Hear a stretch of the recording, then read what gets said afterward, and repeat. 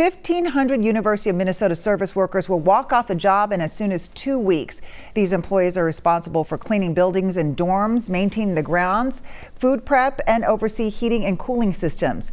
The union says it has been in negotiations with the university for months to get better staffing levels and higher wages and to address what it considers abusive employment practices. Here's more of today's announcement. The 1,500 service workers at the University of Minnesota, represented by the Teamsters, they value the work that they do at the University of Minnesota, and they understand and they value the service that they provide the community that the campuses are located in, and they value the services to the students. Today we counted the ballots. Over the last 2 weeks, we've been conducting the strike authorization vote across the University of Minnesota campuses. The 1,500 service workers represented by Teamsters Local 320 voted by a 93% margin to authorize a strike at the University of Minnesota.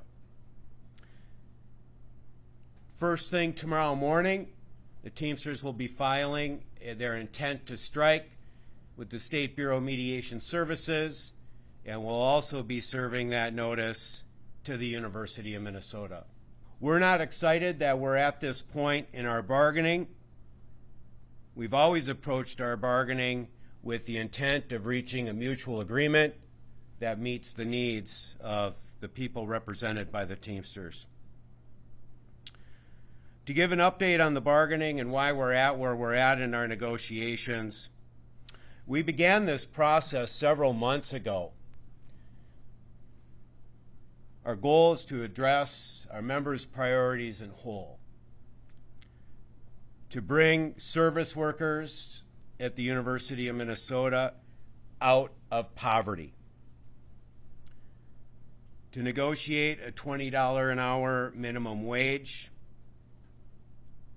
to ensure that service workers at the University of Minnesota have year-round work and can make their work at the University of Minnesota the career that it should be.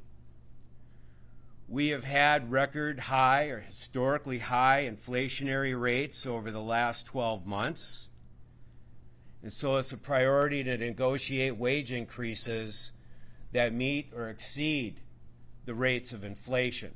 I've been a cook in dining service for the last 20 years. Today is an important day for us. We intend to end poverty wages at the University of Minnesota. When we talk about poverty wages, it's not a rhetorical device, it's a fact that we're living. Right now at the University of Minnesota, there's people who have worked here for 25 years and are receiving $17.76 an hour. You can't make this stuff up. We have members who are homeless, we have members who are my age living in people's basements. That's a reality of work at the university right now. I work in dining, and I think many of you have heard the news stories about what's going on there, where students can't get a lot of the food that they would expect. The reason they can't get this food is they can't hire workers here at the university at these wages.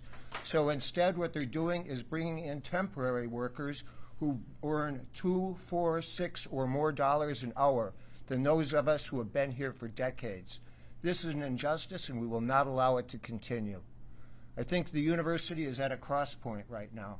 It says it strives for excellence, but instead it's impoverishing us, and we intend to put an end to it.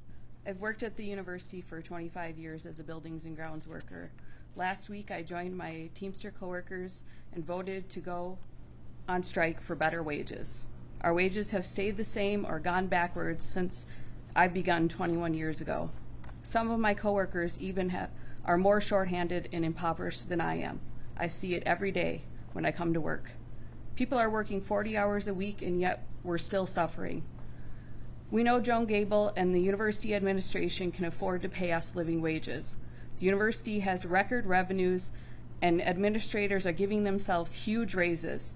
The time is now for Teamsters to get the raise we deserve. Keep watching CBS News Minnesota for continuing coverage.